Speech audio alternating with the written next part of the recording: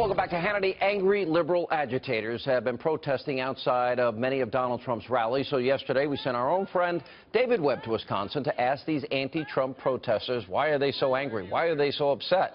Well, we got so much footage that we weren't able to show you even half of it last night. Here's part two. Take a look. Is there a specific policy that you really don't like? Multiple. First of all, Donald Trump, he doesn't have a lot of sound policies in the first place. He's angry, and a lot of Americans are angry. And he's being unfair to all the Mexicans. How's he being unfair to all the Mexicans? He wants what policies? A bunch. So many I can't even name. Well, name a couple.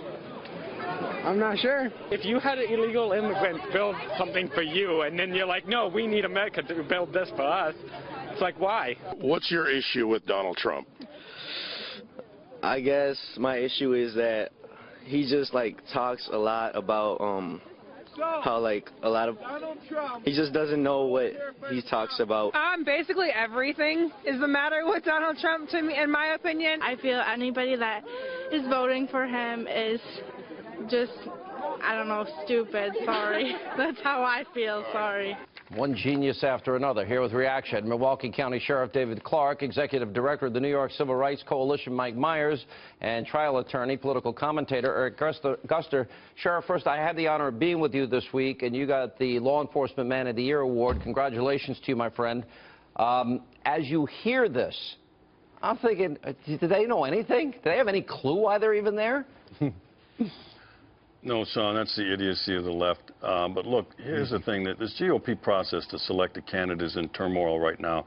And shame on the party insiders, the donor class, and the party elites for letting it get to this. It's disintegrating into irrelevancy, and they're staring defeat, November electoral defeat, right in the face. It's not too late, but time is running out. And look, here's the mistake they're making on the GOP side within the party. This is not about Donald Trump. If they think by just getting Trump out of the way, they'll have clear sailing ahead, they are fooling themselves. The left would do this and will do this no matter who the winner is. This is the front-runner status treatment that Trump is getting. If this were Cruz right now, if this were Rubio, if this were Jeb Bush, they'd be getting the same treatment. So for party insiders to participate in this, I find rather astounding. You know, Michael, I agree with the sheriff. I say this all the time. Any Republican nominee is going to be racist, sexist, homophobic, wants to poison the air, water, kill children, and throw Granny over the cliff. Same list. Every election. Which is, in my judgment, an idiotic generalization. But it works. I also think it's a generalization, an idiotic generalization, to say that everybody on the left, or most people on the left, are Nobody idiots. said that tonight. Well, I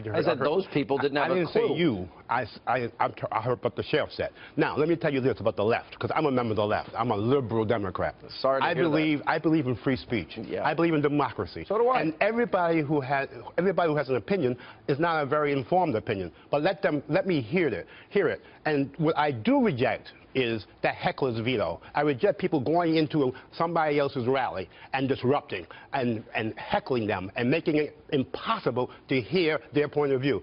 I think I'm the only one on this panel who has ever been to a Nazi party meeting.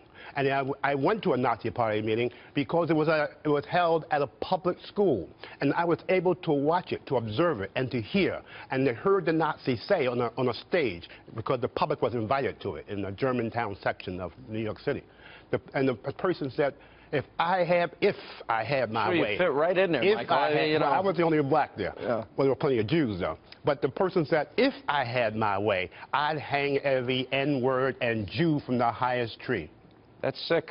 That's really ugly, evil, and twisted. We need to hear it, because I understand. I agree. Idiocy in terms of... Have you ever heard Louis Farrakhan talk? Have you ever heard Al Sharpton talk?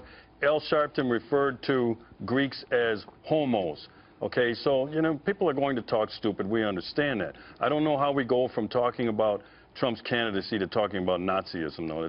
I'm a little baffled by that. Well, you said the word agitators, and I hate that word, but Trump, if anyone is an agitator, it's Trump. Trump is an agitator-in-chief. He's a bully-in-chief. He's really running to be the bully-in-chief because that's what he does to get his way. I mean, you look at the punish women who have abortions. He wants to... He clarified the statement. Put it in context. And he He wants to punish female reporters. He's okay with his campaign manager grabbing a female reporter. He wants to punish female show hosts. So this man, either one of you let me finish. Nothing happened in that video. Oh, something happened in that video. That is not true. Yeah. See, that's part of the problem with the GOP. They turn their blind eye to different things like that. Yes, you are. You are turning the blind eye on that. No. And because that young lady was grabbed by his campaign manager, that the campaign said did not happen. Do you think that happened? That's the best part. No, I saw the video. Let me tell you something. I watched it. I studied it. I also saw Dan Rather, who was jostled at the convention. Remember that? I remember that. Yeah. Did anybody file charges? I forgot about that. This is part of the territory. Yeah, this is part of the territory. And people who become, I can't stand these journalists who all of a sudden become victims. They want to be part of the, not only part of the story, hey, they listen, want to be I think the it's story. admirable. She fought for that last question. That's admirable, but that's what happens. You get the questions are over. Somebody pushes Sheriff, you go ahead. you Jump don't in. I file a heard criminal you. charge. Sheriff. Well, it's kind of interesting that the talking points come out. Really, you mean what we should be talking about here in terms of a GOP nominee is, I want to hear about freedom and liberty. I want to hear about limited government. I want to hear about upholding the United States Constitution, the rule of law, military superiority, a vision for America that really focuses on we the people and self-rule. Instead, we're talking about, even in this conversation here, the Nazi Party. We're talking about free speech, the Democrat. Free speech, that's part of democracy. Right. We're out of time.